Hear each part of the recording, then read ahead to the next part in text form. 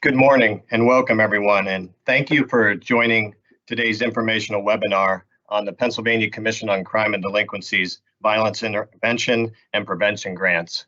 My name is Mike Pennington and I serve as Executive Director of PCCD. I'm also joined today by several other PCCD team members who will be supporting today's webinar, including members of our executive, program, and fiscal staff. First up, a few housekeeping rules and some reminders. This webinar is being recorded and will be posted on PCCD's gun violence webpage once it becomes available. Please check your audio settings to make sure you're able to hear today's presentation using your computer or other device. We cannot hear you. You will be able to submit questions through the Q&A feature in a live event. Questions submitted through this feature will not be visible to all participants, but will be received and reviewed by PCCD staff. We will allot 15 to 20 minutes at the end of the webinar to answer questions that have been submitted by participants through the Q&A feature. To the extent possible, any questions that we are not able to address in today's webinar will be answered on the Q&A section of PCCD's website. A copy of the PowerPoint slides from today's session are posted on PCCD's website right now. Moving towards the rest of our agenda, we'll provide a brief overview of PCCD, then we'll provide an overview of the 2021 Violence Intervention and Prevention Funding Opportunity recently announced by PCCD, including information about the grant program's goals, eligible applicants and activities, and funding priorities. We'll also go through some of the process and timelines for requesting funds through the grant program, including walking through the online SurveyMonkey initial request form. Finally, as noted previously, we'll reserve 15 to 20 minutes at the end of the webinar to answer questions that have been submitted by participants using the Q&A feature of the Teams Live webinar platform. So with that roadmap ahead of us, we'll go ahead and get started.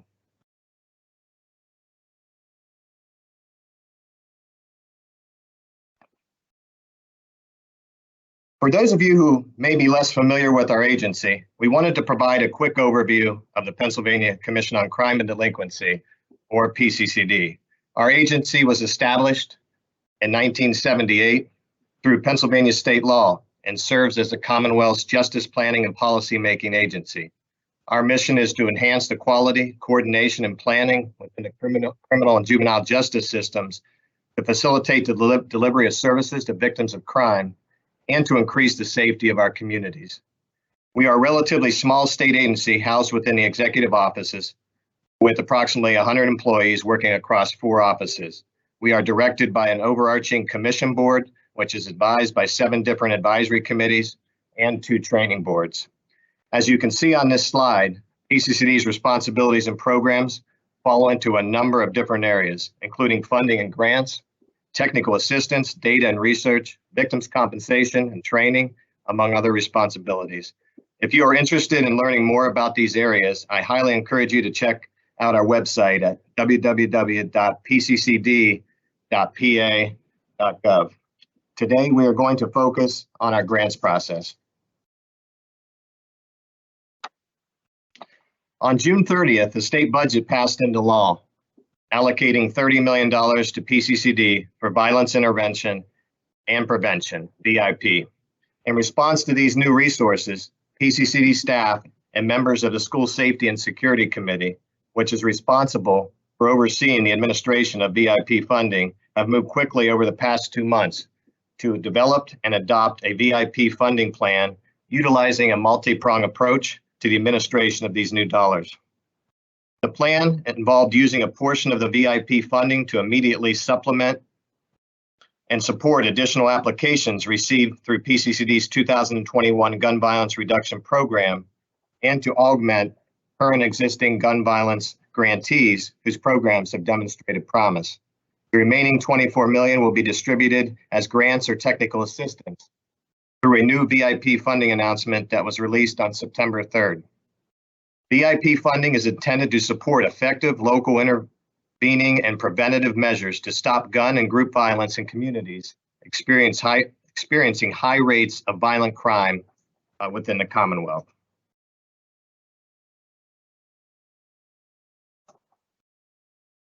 For the purposes of this solicitation, eligible applicants include community-based organizations without 501c3 status who have a fiscal sponsor or umbrella organization, community-based or nonprofit organizations with 501c3 status, institutions of higher education, municipalities, counties, and district attorney's offices. A few additional details and considerations regarding eligible applicants before we proceed. First, community-based organizations who do not currently have 501c3 status are required to have a fiscal sponsor or umbrella organization, i.e. a nonprofit with 501c3 status or another eligible entity under this solicitation, in order to be eligible to make application. Applicants of this type will be required to provide the contact information of their sponsoring agency within their initial request form in SurveyMonkey. PCCD will contact the sponsoring agency to verify sponsorship. Umbrella applicants may also make application on behalf of all community-based organizations they will be providing sponsorship for. Under this scenario, umbrella organizations would fill out a single application on behalf of each of their sponsored community-based organizations within the SurveyMonkey initial request form, and note that they are the sponsoring agency contact. During the review process, PCCD staff will work with the umbrella applicant to verify eligibility and connections with the community-based organization. In the event a sponsored application is selected for an award, PCCD staff will work directly with the umbrella applicant on the e-grants process, developing an appropriate budgetary award amount and any other programmatic or fiscal information that is needed. Second, community-based or nonprofit organizations with 501c3 status are also eligible to apply.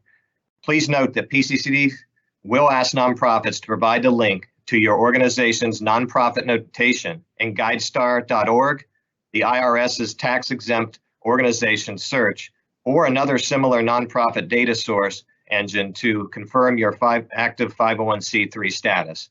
If that notation is not available, you may receive a follow-up survey questions from PCCD staff to confirm your nonprofit status. Moving further along the list, institutions of higher education are also eligible to apply for VIP funds. For purposes of this solicitation, institutions of higher education include entities found in the PA School Code's definition in Article 1, Section 118, a community college operating under Article XIX-A, a university within the state system of higher education, the Pennsylvania State University, the University of Pittsburgh, Temple University, Lincoln University, any other institution that is designated as state-related by the Commonwealth, any accredited private or independent college or university, and any private licensed school as defined in Pennsylvania's Private Licensed Schools Act. Municipalities and counties are also eligible to apply for VIP grant funding. And finally, district attorney's offices are also eligible to submit an initial funding request. It's worth noting, however, that if the office is selected and invited to create an e-grants application, PCCD expects the county to make the e-grants application on their behalf. Last, but certainly not least, please note that for-profit businesses and organizations are not eligible applicants. The VIP funding announcement provides important information regarding applicant eligibility and application procedures. We encourage you to, all applicants, to carefully review that document prior to making an application.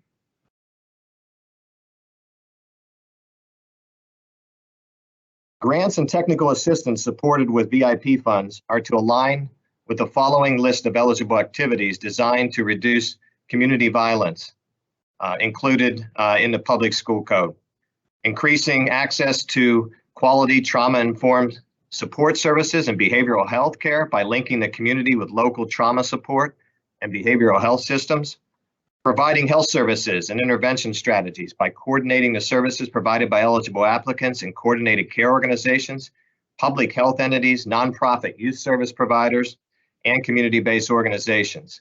providing mentoring and other intervention models to children and their families who have experienced trauma or are at risk of experiencing trauma, including those who are low income, homeless, in foster care, involved in the criminal justice system, unemployed, experiencing a mental health or substance use disorder, or not enrolled in or at risk of dropping out of an educational institution. Fostering and promoting communication between the school entity, community, and law enforcement, and any other program or model designed to reduce community violence and approved by the committee. Several models and approaches align with the eligible activities and programs that support the grant program's goal of reducing gun and group violence in the Commonwealth.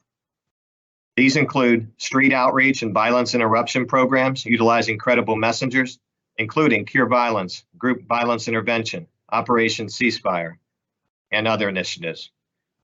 Initiatives designed to increase the availability of safe routes and transportation options for youth and adults, such as Safe Passages or Safe Corridors initiatives. Programs that identify, reach out to, and engage individuals who are most likely to be involved in violence and provide wraparound supports that meet a wide range of education, employment, mental and behavioral health, and other basic needs. Examples of this type of approach include Chicago CRED, C-R-E-D, Massachusetts Safe and Successful Youth Initiative, and similar initiatives. Hospital-based and hospital-linked violence interruption and intervention programs that provide support for shooting victims, strengthening pre-release and re-entry programs, interventions and services, and supports for individuals convicted of firearms-related offenses. Trauma-informed approaches to support individuals, families, and communities impacted by gun violence, and any other violence prevention, intervention, and/or response strategies that demonstrate promise in meeting the goals of this program. Applicants will be asked what model type most closely aligns with their project's description. Please note that if your program model type is not listed, please select the other category.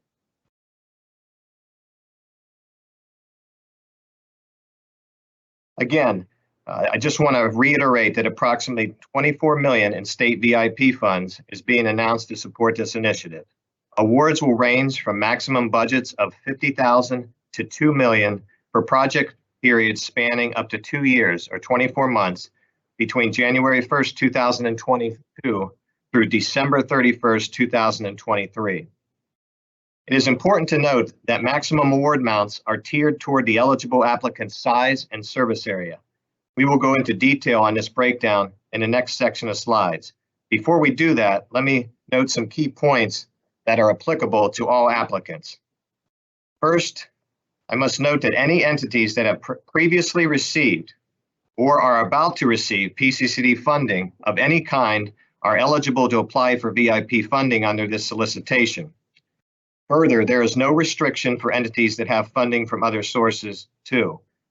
But there is a question on the SurveyMonkey form about whether or not you have previously received funding from PCCD or any other federal, state, or local source to support gun or group-related violence.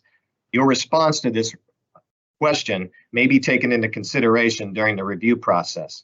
Second, as this is a highly competitive application process, eligible applicants should only submit one request each under this funding announcement. Umbrella organizations or fiscal sponsors for community-based organizations without 501c3 status should also submit a single application on behalf of each organization that they are sponsoring and provide their contact info within those applications.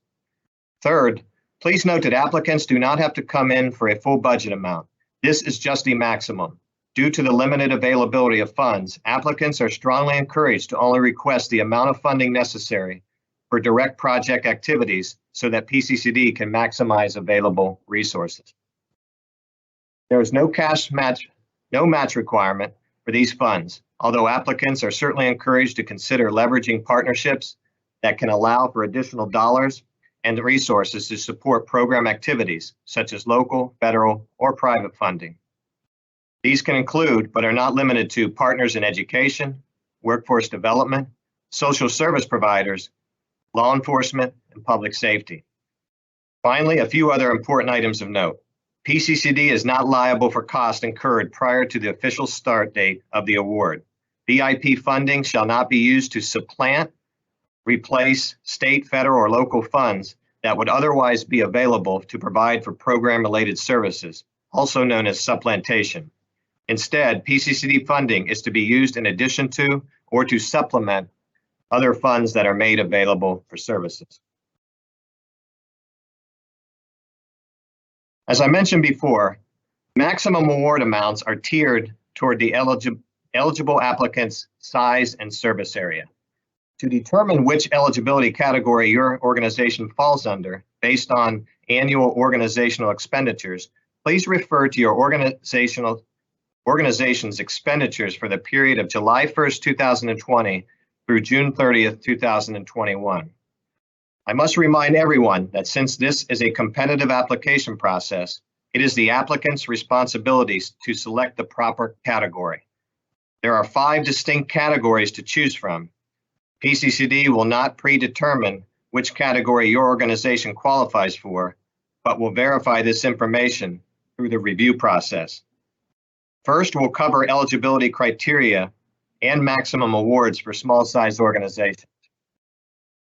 For purposes of the VIP solicitation, PCCD has defined small-sized organizations as those with under $100,000 in annual operating expenditures, relying primarily on volunteers to operate and who may have no full-time employees. These applicants are seeking funding to support small-scale neighborhood-level activities. This category will likely include community-based organizations with 501c3 status and community-based organizations without that designation, but are working with a fiscal sponsor. Small-sized organizations can request up to $50,000 total over the 2-year project period, up to $25,000 per year. Next, we have small to mid-sized organizations. These organizations are defined as those with annual operating expenditures of between $100,000 and $1 to $500,000, serving a limited geographic area or target population, such as a grassroots group proposing activities serving 1 to 2 neighborhoods within a city or municipality. This category will likely include community-based organizations with 501c3 status who have 1 or more full-time employees. These organizations can request up to $150,000 total over the 2-year project period, or up to $75,000 per year. Mid-sized organizations are defined as entities with between $500,000 to $1 million in annual operating expenditures, serving a geographic area or target population, seeking to expand services to a larger service region. This category will likely include community-based organizations with 501c3 status and potentially some smaller municipalities. Organizations meeting the mid-size criteria can request up to $500,000 for a 2-year total project budget, or up to $250,000 per year.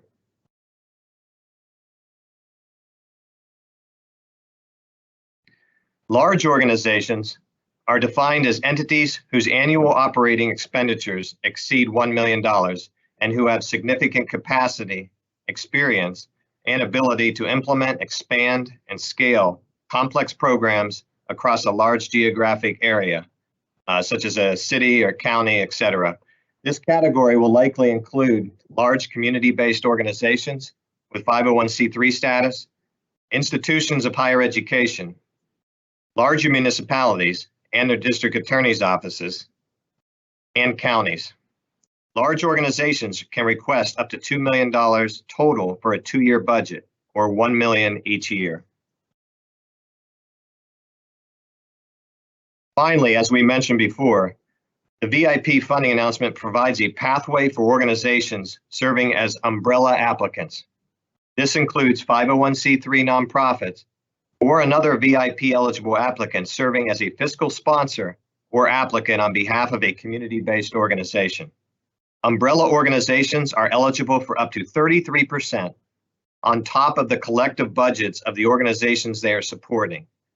However, this reserve funding must be directly tied to activities and expenses that support subgrantees, subrecipients, specific projects, not general overhead.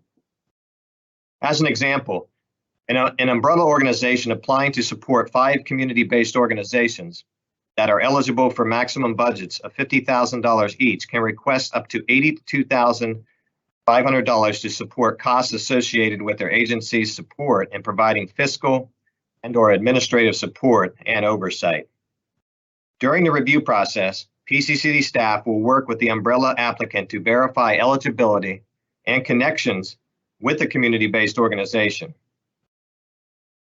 In the event a sponsored application is selected for an award, PCCD staff will work directly with the umbrella applicant on the e-grants process, developing an appropriate budgetary award amount and any other programmatic or fiscal information that is needed.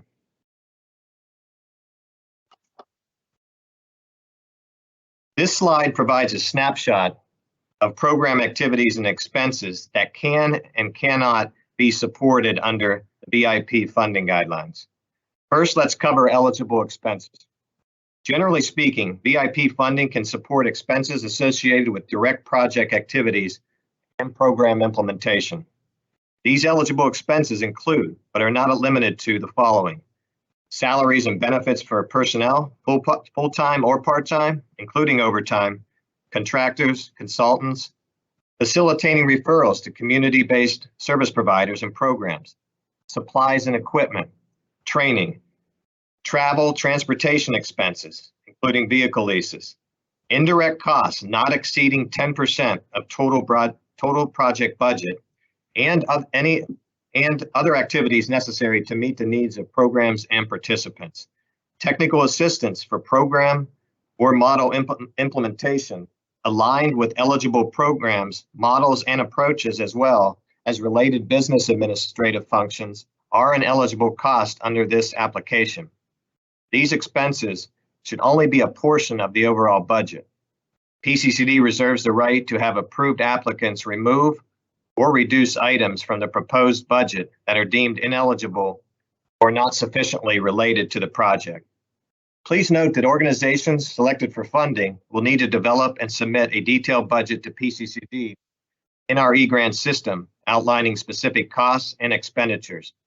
PCCD has approval of all final budgets.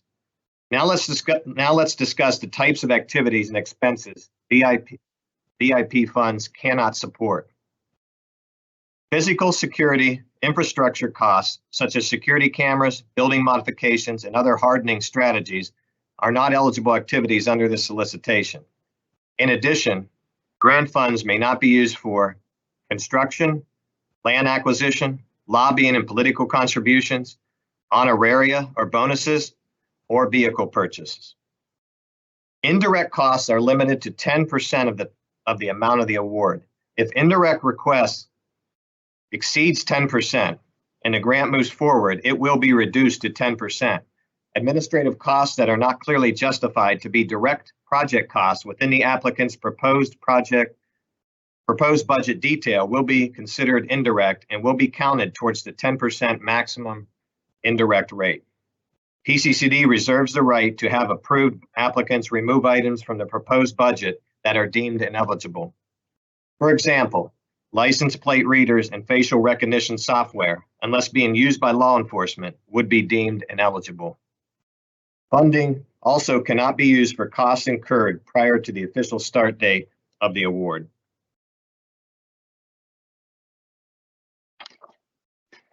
Eligible organizations should submit an initial request for violence intervention and prevention funding using an online form through SurveyMonkey. You can access the request form using the link shown on this slide. A link to the request form is also available on PCCD's Gun Violence Grants and Funding webpage, which is linked in the chat feature. Initial request form submissions are due by October 15th at 11:59 p.m. Applicants selected in the initial round of requests will then be asked to complete a formal application and e-grants. PCCD staff will be able to provide technical support to organizations with the formal e-grants application process. Final recommendations of projects will be made following the receipt and review of applications and e-grants. Please note that PCCD may require programmatic modifications from what was proposed in the initial request and reserves the right to make final budget determinations and modifications as part of this process. There are a couple important things to keep in mind regarding PCCD's application and grant management process. First, an invitation to submit an application in e-grants does not guarantee an applicant will be funded. In addition, PCCD is not liable for any cost incurred prior to the start of the award. Further, grant recipients will be required to submit financial reports and PCCD's e-grant system, and PCCD will reimburse grantees for reported eligible expenditures. Finally, PCCD understands that all grantees may not have enough cash on hand to be able to purchase more expensive items or services on a reimbursement basis, and PCCD will work with grantees in those situations to provide funding in a timely manner.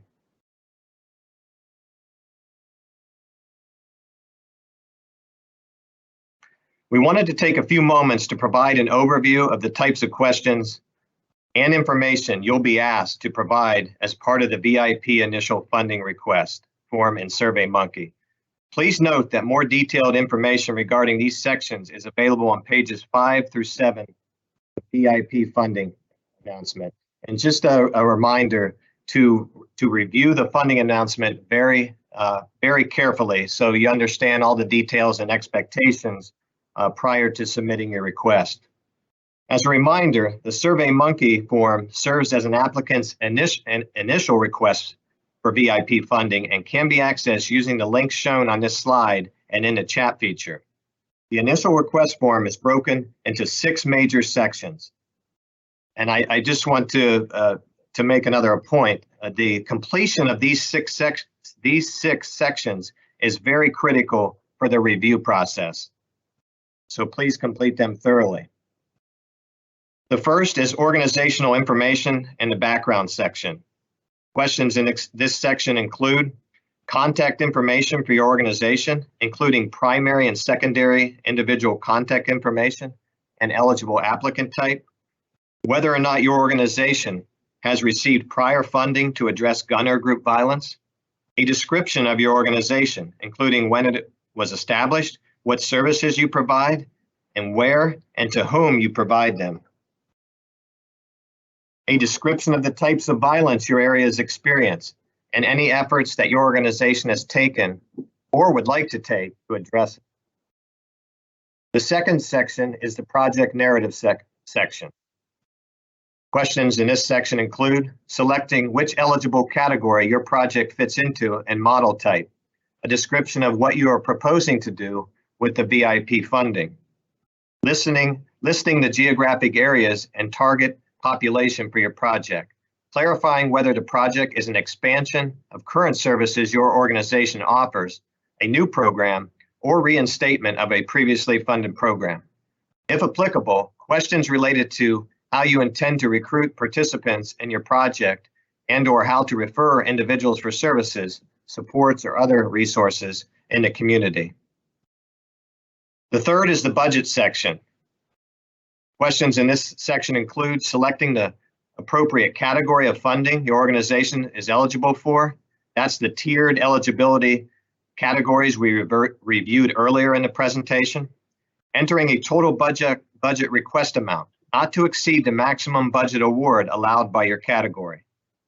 Entering a budget broken into categories such as personnel, employee benefits, travel, consultants, equipment, etc., and providing a short narrative for each request.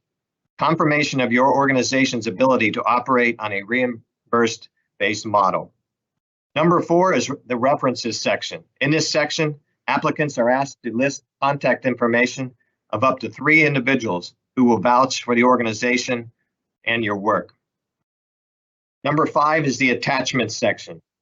In this optional section, applicants may attach or include any additional informational items or documents they believe will supplement their application.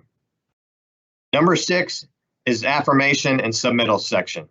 In this section, applicants will be asked to check off boxes to verify that they read and understand important statements and conditions associated with the VIP application and grant management process.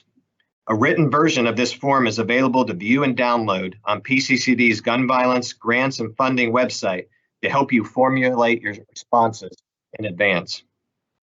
It's worth noting that applicants are not required to complete this electronic form in one sitting. However, to continue working on your request, you must utilize the same computer system, e.g. web browser, that the initial request was first started on.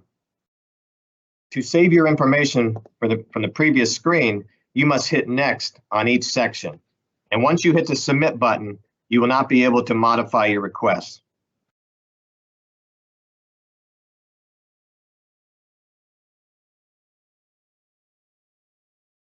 This slide provides a roadmap for the funding timelines and what's ahead. We're currently in the initial funding request stage. As a reminder, the online initial funding request form on SurveyMonkey opened on September 3rd and will close at 11:59 p.m. on October 15th. After the initial funding request process closes, PCCD staff will review the request forms that were successfully submitted in SurveyMonkey.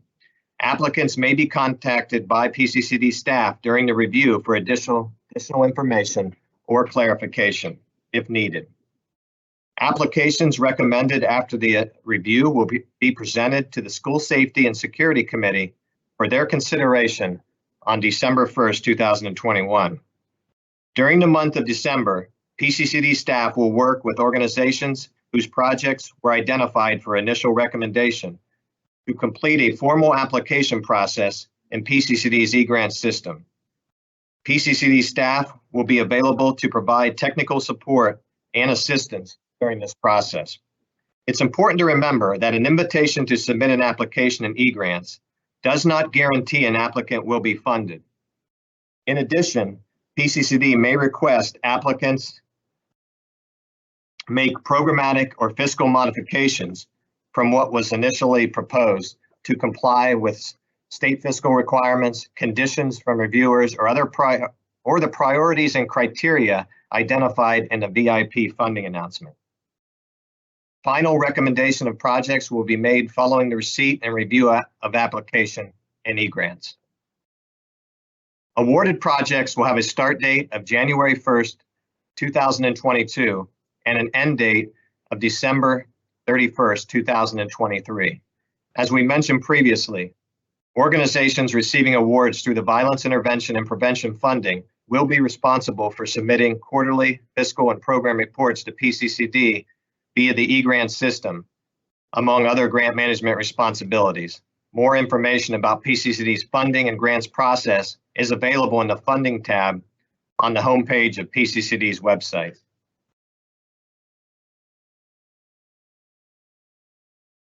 With that, we'd like to open up for questions from participants. Please use the Q&A feature to submit your questions if you haven't already done so. PCCD staff are monitoring incoming questions and will answer as many questions as we can over the next several minutes. If there are any questions that we aren't able to get to or fully address during today's session, PCCD staff will be publishing answers and responses to the extent possible on the Q&A section of PCCD's funding website. And just as a friendly reminder, due to the competitive nature of this solicitation, staff won't be able to answer questions related to how a group should specifically answer application questions. And we also won't be able to provide input on whether specific models, programs, or activities would be considered eligible. With that, I will turn things over to Sam Cook to start us off with our first participant question. Thanks so much, Mike. So our first question is from Lori. She is asking, if I already have a PCCD grant, does it, quote, count against me in the evaluation of a VIP opportunity? Mike, you want to handle that and others can weigh in? I'm sorry, Sam, can you repeat that question? Sure, yeah. Lori asked if they already have a grant from PCCD, will that quote count against them in the VIP application process? No, that will not count against you in the process. Applicants receiving a prior award are eligible to apply.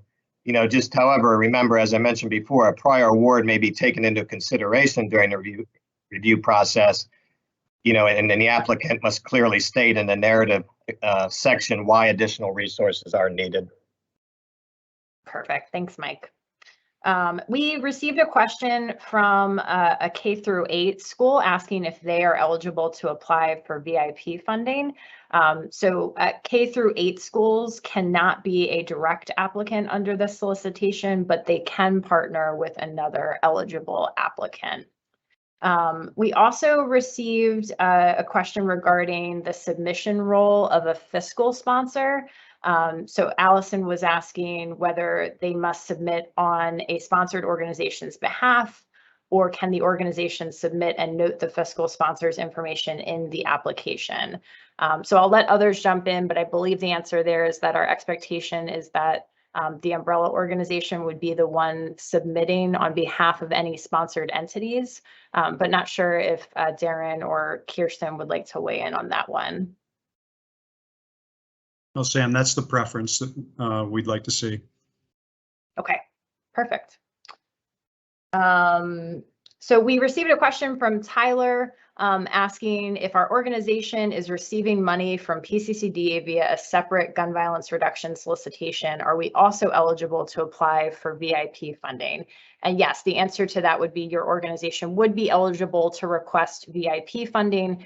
As Mike mentioned, we would just ask that you note that you had a pending gun violence reduction grant in the queue as part of your initial funding request SurveyMonkey form through there. Our next question comes around sort of location of applicants. So this question is around institutions of higher education working with a local agency or school district. Do they have to be located in the state of Pennsylvania in order to be an eligible applicant?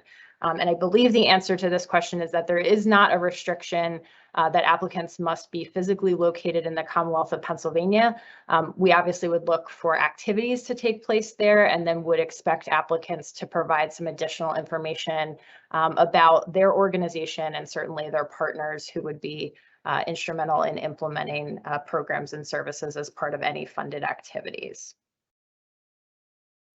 Our next question, I may ask others on the line to kind of weigh in. This question relates to whether or not criminal justice advisory boards have a role to play in the VIP application process or project activities. For instance, are they expected to review applications from our area and weigh in?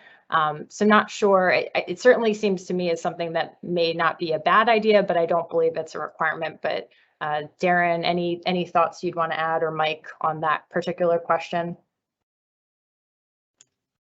Sam, we didn't specify that that was a requirement, but we certainly do appreciate the role the CJABs play.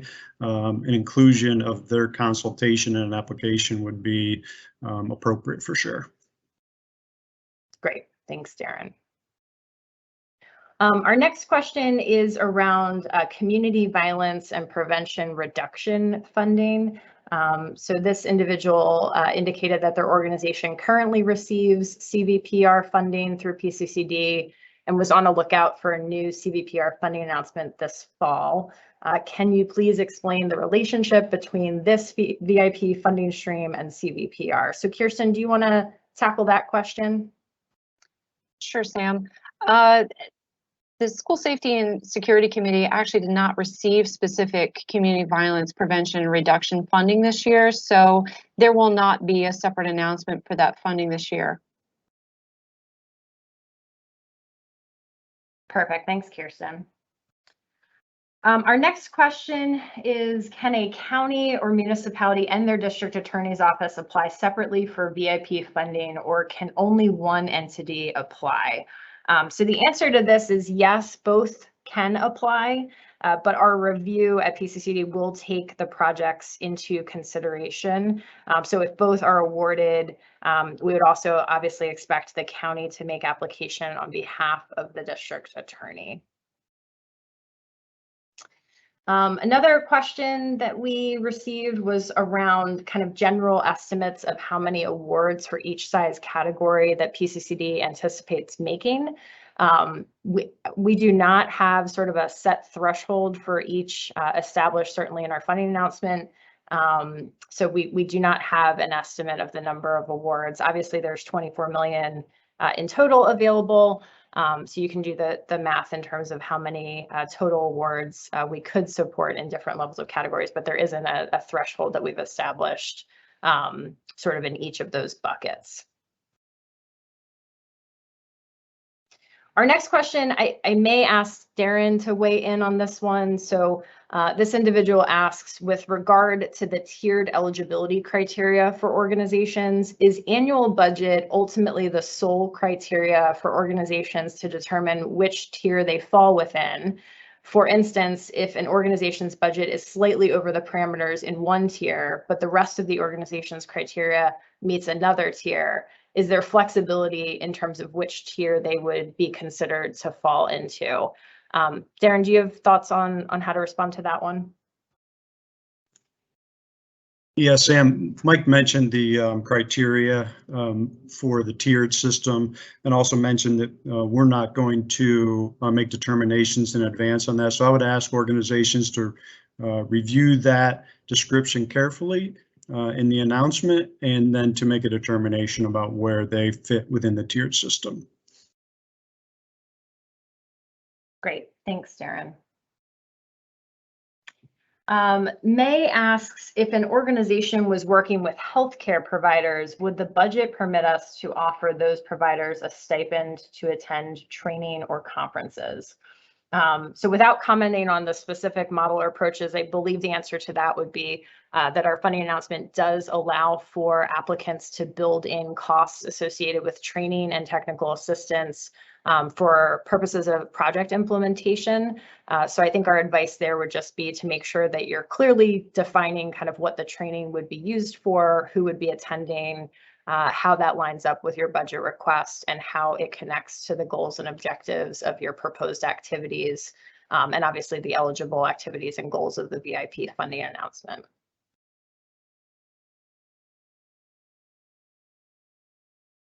Our next question is this funding opportunity directed towards intervention and prevention programs aimed at people of all ages, or are youth participants a priority?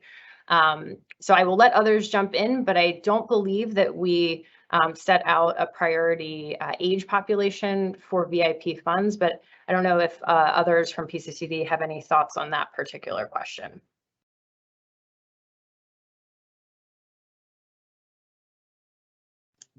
I think that's accurate, Sam. Okay. I think we would want you to describe who your priority population, who your target population is within your initial funding request form. So if there is more of a youth focus, you should clearly describe that as opposed to some other population.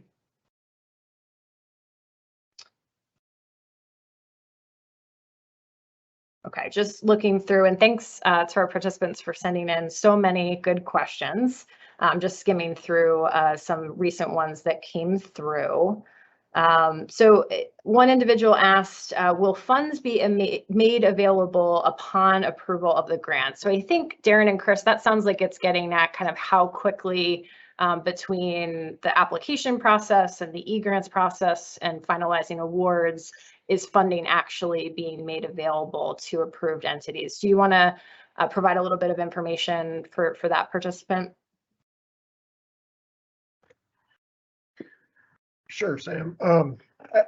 After award is made, after you submit your application to e-grants and after award is made, you know, obviously our goal is to have these programs up and running, and reimbursement, the payment is made on a reimbursement model. So successful applicants will have to submit financial reports in our e-grant system, and we'll make payment based on the reported expenditures. And I think, as Mike mentioned as he was going through the presentation, that we we will be able to work with organizations that may not have the cash flow or the cash on hand to make larger purchases. And like I said, we'll work with organizations in that situation.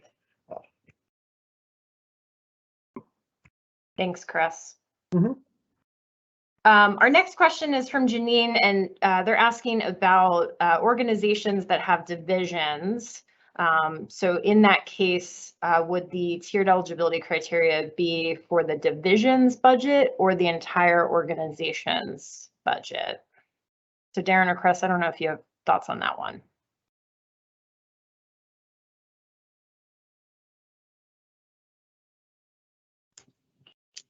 Sam, I think we'll have to consider that one and respond through the normal question and answer forum afterwards. Okay. I will put a link to the email address where folks can send those questions. It's our resource account that's linked in the funding announcement. So our next question comes from an anonymous participant. Are partnership proposals and applications viewed more favorably than those with programs operated by a single organization? I think the answer here is no, but obviously, as Mike mentioned, we do encourage folks to partner with other groups within their service area. So I don't know, Mike or Darren or Kirsten, if you had any other thoughts on that type of a question.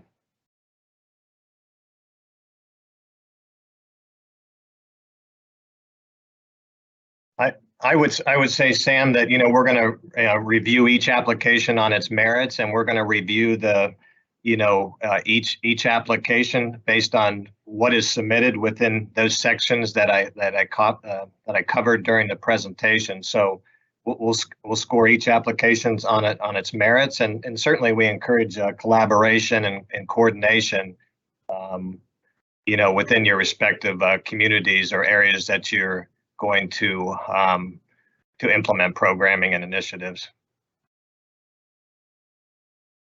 Thanks, Mike. We received a question from Yvonne. Is the grant available to faith-based groups or youth-led groups?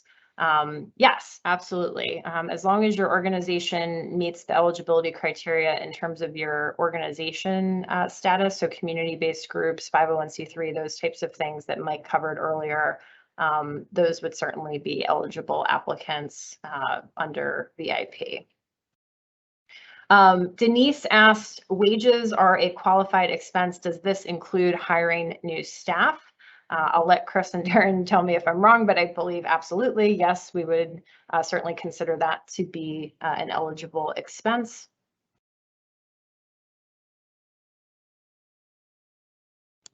That's accurate, Sam. Great, thanks for the verification. We received, I think this will probably also fall in the email us with additional information, but just in case folks have other thoughts, this individual asked, is it possible for two different departments within a university to submit separate applications? So I don't know, Darren, if you have any thoughts on that question. I think your first response there is where we would go. We want to answer that with a little more detail. Okay. I am posting a link to the email address where folks should email us those questions.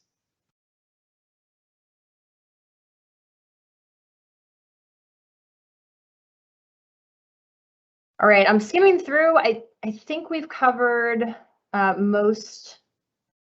Oh, I see there's some more coming in. Apologies. A lot of these questions are asking about specific models and programs. So again, just as a reminder, PCCD won't be able to provide applicants with sort of a yes or no on specific models or activities due to the competitive nature of the funding announcement. But if you do have additional questions about sort of your specific sort of idea, feel free to email us and we can certainly provide information if it's allowable, meaning that if it's allowable that we can respond. One participant is asking about speaking to the general review and scoring process for these applications. I'm not sure either Darren or Kirsten or Mike, if you'd want to kind of walk folks through what that review process looks like.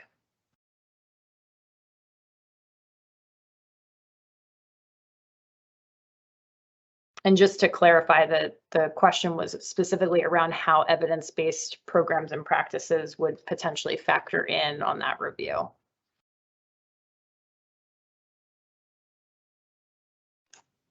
So I think going back to what Mike said earlier, we'll review the content and make a determination based on the overall description of the project, really the description of the need, make determination. So I don't think we've established a difference in the weighting between an evidence-based program, an evidence-informed program, or a research-based program.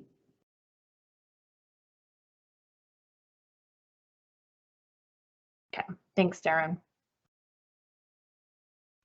Valerie asked, does this particular funding cover current existing projects only, or can it cover a new project that may have difficulty providing or proving effectiveness or outcomes at the time of applying? So the answer is no, it doesn't restrict only to existing programs. You can propose for new initiatives. And just make sure that whatever activities you're proposing, that it's clear whether or not those are brand new or they're already in place, and obviously making sure that you're connecting those to the eligible activities and approaches that are described within the VIP funding announcement. May asked about umbrella and fiscal sponsor organizations. So the question was, do all of the organizations that fall under an umbrella organization have to all have the same specific projects? For instance, would individual communities be permitted to develop their own strategies related to ending gun violence, or does everyone have to have the same strategies outlined in the application? Darren, do you want to take a crack at that one? Yeah, they do not have to be all the same project. Individual or different sponsored organizations could have different projects that the umbrella organization could still support. So they could be different projects based on the different sponsored organizations. Great, thanks, Darren. Joseph is asking about the application process in SurveyMonkey and whether or not it's possible to get a copy of an organization's submission after the fact. So SurveyMonkey will not generate kind of a sort of auto form that shows all of your submission responses. So our recommendation for applicants would be to use the written versions of the online initial request form questions that are available on our gun violence grants and funding webpage and linked in the chat, to take a look at the questions that will be included in the SurveyMonkey form, develop your responses, log what you are going to basically be submitting in SurveyMonkey, and use that as the copy for what's submitted. Worst comes to worst, if you make a change in SurveyMonkey or you just want a copy, we could certainly provide that after the fact, but it is not sort of a standard feature for SurveyMonkey, and so that's why we encourage applicants to document their responses kind of separate and apart from the SurveyMonkey system.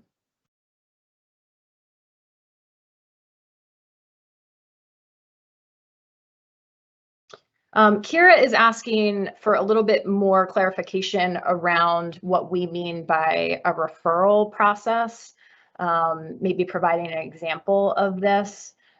So I think they're looking specifically at the question that asks how participants in your project will be referred to specific services, supports, and other resources within the community.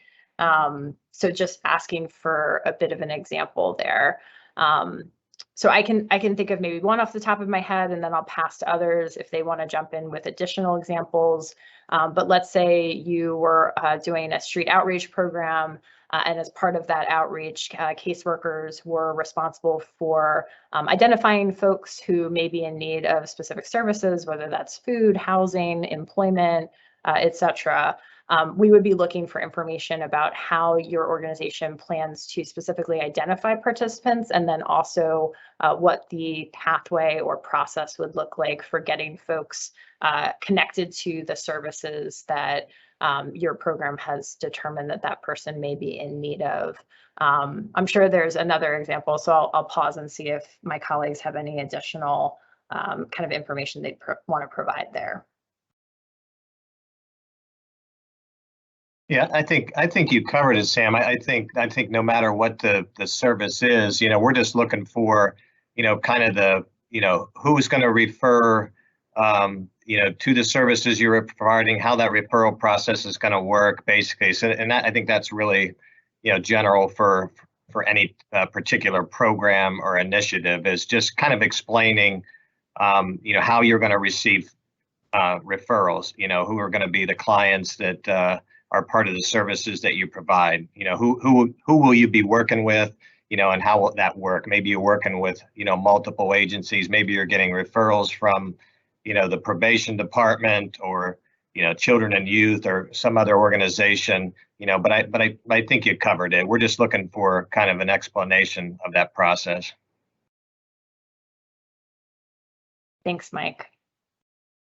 So we have many questions that are in the queue, and unfortunately, looking at our clock, I do not think we will have time to get to all of them. So what I will do at this time is just remind folks that if we weren't able to get to your question, there are two potential avenues where we'll try to answer and address questions and get information to the group. So one would be reviewing all of the questions, and those that we are able to address will be posted to our funding announcement Q&A webpage. So I will put a link to that particular website in the chat for your reference. The other option, as we mentioned a couple times before, would be for folks to also email our team directly using our resource account, and that way we can review your question directly and answer it if possible. So we will try to run through the list of chat questions we did not get to and update our funding announcement Q&A page as quickly as we can. But again, if you need additional support or information, please don't hesitate to email our team as well. So with that, Mike, I think we will move things over to you, and I will let you kind of take us into the conclusion.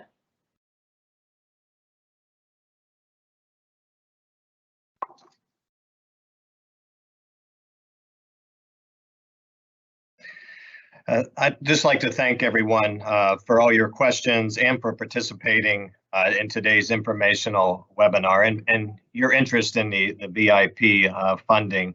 As we mentioned before, a copy of this PowerPoint along with the recording from today's webinar will be published on PCCD's Gun Violence Grant and Funding webpage for future reference. We encourage you to check out the additional information and resources listed on this slide to learn more about the Violence Intervention and Prevention Funding opportunity, as well as PCCD's programs and resources. If you have questions about the Violence Intervention and Prevention Funding opportunities, please send an email to our staff at the link that's provided on this slide. PCCD staff will review all inquiries and post answers to questions we receive regarding this grant program in the gun violence section of our funding Q&A webpage through October 14th, 2021, which is the day before initial funding requests are due. So just a reminder that initial funding requests are due October 15th, and please make sure if you have any questions, please get them in as early as possible so that we can review and get you a response in a timely manner. So once again, thanks everyone. I appreciate your interest. And I hope everyone has a good day. So thank you very much.